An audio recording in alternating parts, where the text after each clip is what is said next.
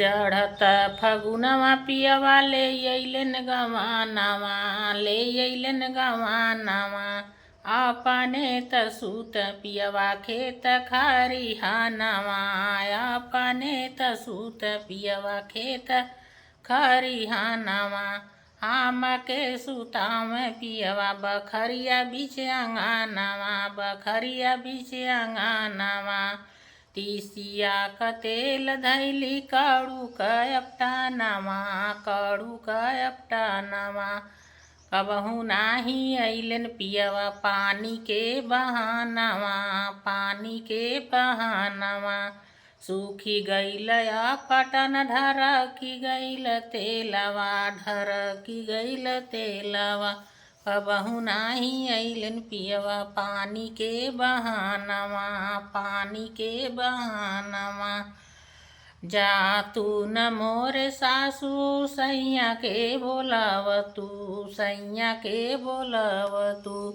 अरे देखी ले तपने भर नयनवा भर नयनवा चढ़त फगुनवा पियवा ले अइलन गवानवा ले अइलन गवानवा आपुना त सूत पियवा खेत खरिहानवा खेत खरिहानवा हमके सुताव पियवा बखरिया बीच अंगनवा बखरिया बीच अंगनवा तीसिया क तेल धैली कड़ू कयपटानवा कड़ू कयपटानवा कबहू नाही अइलन पियवा पानी के बहानवा पानी के बहानवा सूखी गईल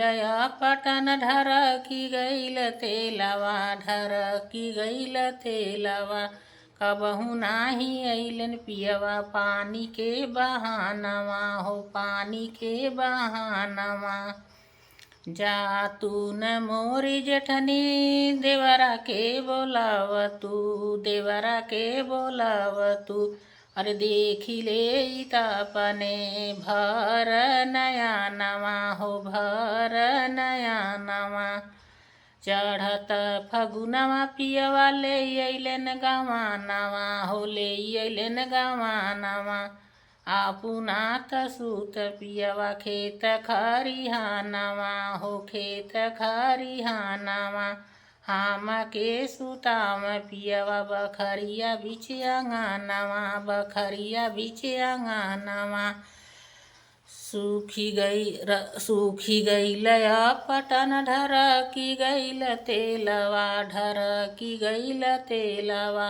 कबहू नाही अइलन पियवा पानी के बहानवा हो पानी के बहानवा जा तू न मोरी नदी देव भैया के बोलाव तू हो भैया के बोलाव तू अरे देखी ले तपने भर नयनवा हो भर नयनवा चढ़त फगुनवा पियवा ले अइलन गवानवा हो ले अइलन गवानवा आपुना त सूत पियवा खेत खरिहानवा हो खेत खरिहानवा हमके सुताव पियवा बखरिया बीच अंगनवा बखरिया बीच अंगनवा।